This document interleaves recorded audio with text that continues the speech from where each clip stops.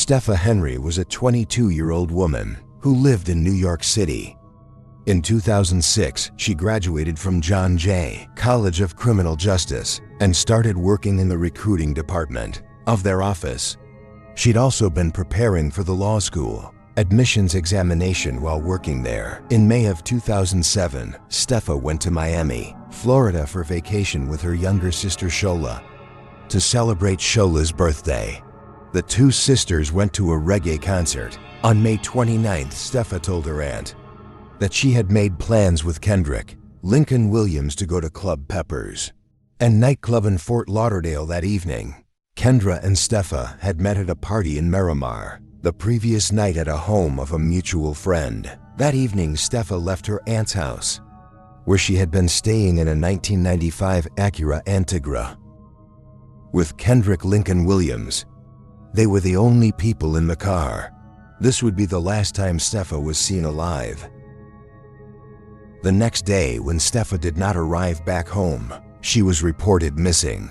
Investigators questioned Kendrick, and he told them that he had left the club early and that Stepha had decided to stay.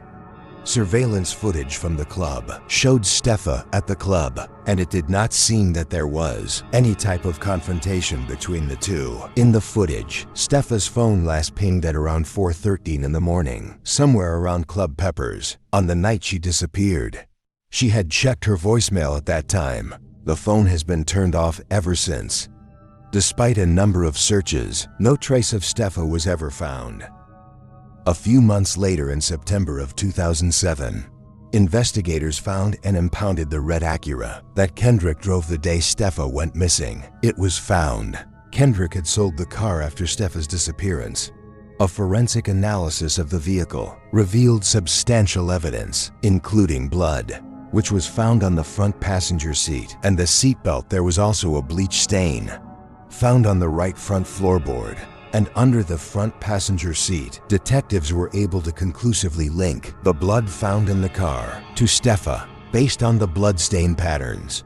Authorities determine Stepha was either stabbed or beaten in the head, neck, or upper back in January of 2008. Police tracked down Kendrick, living in a car at the Canarsie Pier in Brooklyn.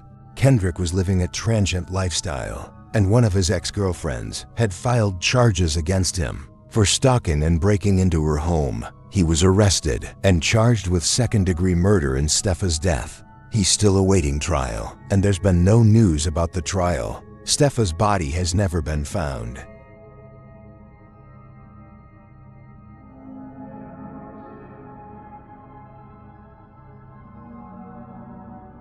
Audrey May Herron was a 31-year-old mother of three who lived with her husband in Catskill, New York. She was working as a nurse at the Columbia Green long-term healthcare facility. On August 29, 2002, Audrey finished her shift at around 11 p.m. and walked out to her 1994 Jeep Grand Cherokee. She told her co-workers that she would see them at work later in the week. As she walked out of the facility, she was driving westbound on State Route 23. It was about a 12 to 15 minutes drive from the facility back to her home, but she never arrived at her home. The next morning, her husband reported her missing to police. An extensive search was carried out. Police questioned her co-workers and found that one of the co-workers was right behind Audrey's car when she left the parking lot in her Jeep. The co-worker was behind her car for 5 minutes before she took a different turn. This was the last confirmed whereabouts of Audrey. The night before Audrey went missing, it had rained and the road leading to her home was poorly lit and heavily wooded. Police wondered if she took a different route. To avoid it, they searched a 12-mile radius between Audrey's home and her workplace, but nothing turned up. Investigators said her husband Jeff had been somewhat uncooperative. However, they have refused to elaborate. He did, however, allow them to search the residence. The police brought cadaver dogs and dug up a few places on the property, but nothing would turn up. Jefford said that he took a polygraph test and passed, but when asked, the police refused to comment on the matter. Multiple searches for Audrey would be carried out by family, friends, volunteers, and the police. It's worth noting that Jeff had never helped in any of these searches. The police used cadaver dogs, helicopters, and ATVs in the searches for Audrey. But no sign of her or her vehicle has ever turned up. On the day she went missing, Audrey had received a pay raise and was happy. The family does not believe she would have left her children behind. Authorities believe foul play is involved in her disappearance. There have been no suspects, and her case is being investigated as a homicide.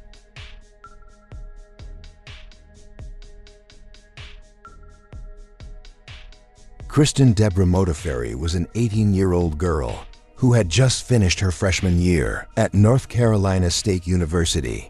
In 1997, she was studying industrial design. On June 1, 1997, she went to San Francisco to spend her summer studying a photography course at the University of California in Berkeley. After reaching San Francisco, she moved into a house at 274 Jane Avenue in Oakland, California, with 4 other male roommates. She found work from Monday through Friday at Spinelli's coffee shop in the Crocker Galleria Mall, and on weekend, she worked at the San Francisco Museum of Modern Art. Her photography classes were to begin June 24, 1997. On June 23rd, just one day before her classes were set to begin, Kristen finished her shift at 3 p.m. and asked a co-worker for directions to Baker Beach, which was located next to Land's End Beach. A co-worker then saw Kristen at 3:45 p.m. with an unidentified blonde woman on the second floor of the Galleria. The co-worker later stated that it was odd that Kristen was still there, as she usually left the mall immediately after finishing her shift. This would be the last time Kristen was seen alive. That night, she did not arrive back at her house on Jane Avenue. Her roommates thought she might have stayed with a friend and did not report her missing. The next day, Kristen failed to attend her photography classes. A few days later, Kristen's father left a voicemail to call him back. One of the roommates called him back and told him that no one had seen her in 3 days. Her parents then flew to San Francisco and reported their daughter missing on June 27th. However, the police did not start their own investigation. Until 3 days later, authorities used cadaver dogs and traced her scent from the Galleria to a nearby bus stop. Her scent was then traced to the Muni bus stop for the No. 38 bus, all the way to the end of the bus route at Suger Heights Park, but the trail was lost at the water's edge at nearby Land's End Beach. When her room was searched in the trash can, they found a personal ad in the Bay Guardian newspaper. That had been circled. The ad read, "Friends female, seeking friends to share activities who enjoy music, photography, working out, walks, coffee, or simply the beach. Exploring the Bay Area, interested? Call me." Police tried to locate the person who placed the ad, but were unsuccessful. It is unknown if Kristen placed the ad or if she responded to it. On July 10, 1997, a phone call was made to KGO-TV, an ABC affiliate, by a man named John Onuma. He claimed that 2 women had kidnapped and murdered Kristen and dumped her body under a wooden bridge in the Point Reyes area of Marin County. The police tracked down the 2 women accused and found out that John had falsely implicated them because he wanted to get back at the woman for firing his girlfriend, Joe Lampo, from the place where they worked. Police confronted John, and he admitted to making the fake call and that he had learned about the case from television.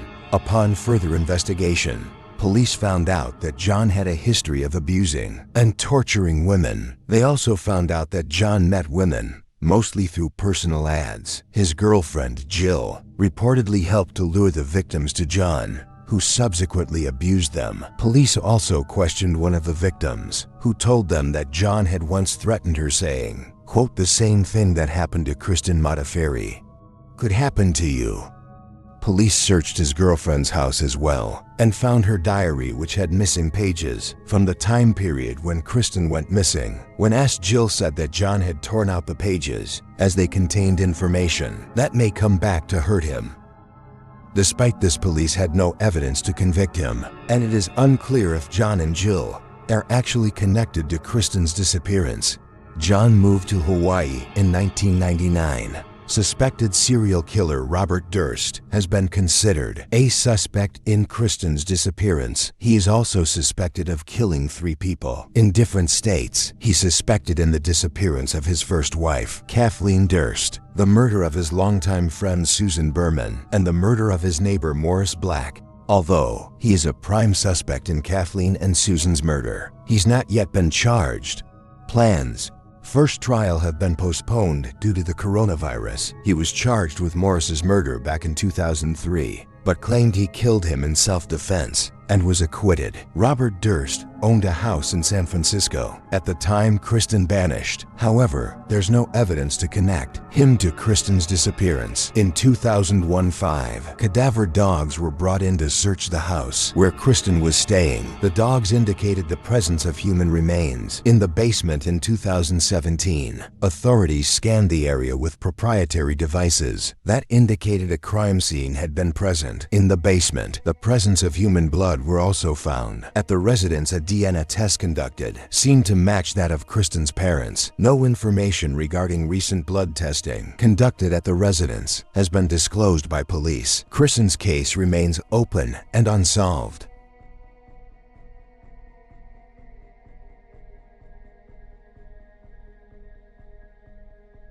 Matthew Weaver was a 21-year-old man who lived in Simi Valley, California in 2018. He moved out of his stepmother's house in Simi Valley into his own apartment in Granada Hills. He moved into a new apartment to be closer to his job, where he worked as a lineman for a telephone pole construction company. His father also worked at the same company. He had recently broken up with his girlfriend. His family said he was starting to move on and had already made some new friends. On August 9th, Matthew picked up his check from the company and told his father that he was going to hang out with a new female friend. Matthew then picked up the friend, Melissa Sanchez, from her house, and they both partied late into the night. Matthew dropped Melissa off at her home around 4 a.m. that morning. 10 minutes later, his phone records placed Matthew on Mulholland Highway, heading towards Malibu Canyon near Rose's Overlook. Between 5:45 and 6 n. He drove around Saddle Peak Road and Sheeran Road. At around 6 am, he stopped at the parking lot at Stunt Road and Saddle Peak Road in Topanga Canyon and posted a Snapchat video of the view. Near the parking lot, there was a metal gate which blocked the Topanga Tower motorway, a dirt road which was usually closed to the general public. At 7 a.m. a CCTV camera captured his car driving on the Topanga Tower motorway towards Rose's Overlook at around 7 a.m. It is believed that Matthew reached the end of the trail in the area of Rose's Overlook. Then 3 hours later, he called Melissa, but as she was at work, she didn't answer the phone. She did, however, text him back to say that she was at work and asked, quote, "What's up?" Matthew replied in jumbled words saying, quote, "Like some crazy is going on. Shit going on. And quote, I just to talk while I have the chance." This would be the last time anyone heard from Matthew. His phone either ran out of battery or he turned it off after this conversation. Melissa replied an hour later asking if he was okay, but Matthew never responded. Later that night at around 12 a.m., an individual called 911 after hearing a male and female cry for help coming out of the area of Rose's Overlook. Police arrived at the scene and searched the road where they found Matthew's BMW in the area of Rose's Overlook, above the Backbone Trail and the Hondo Canyon area. An immediate search of the area was launched. The next few months, police searched the area thoroughly using cadaver dogs, helicopters, and volunteers, but nothing would turn up. In January of 2019, Matthew's car keys would be found by hikers on a hiking trail just 25 feet from where the vehicle had been found.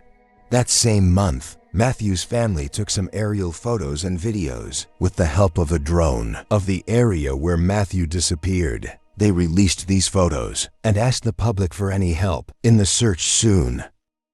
The family found shreds of a torn white t-shirt, which they believe belonged to Matthew. The cap that Matthew had been wearing the day he went missing would also be found by an individual. There have been no further updates in the case, and it remains unsolved.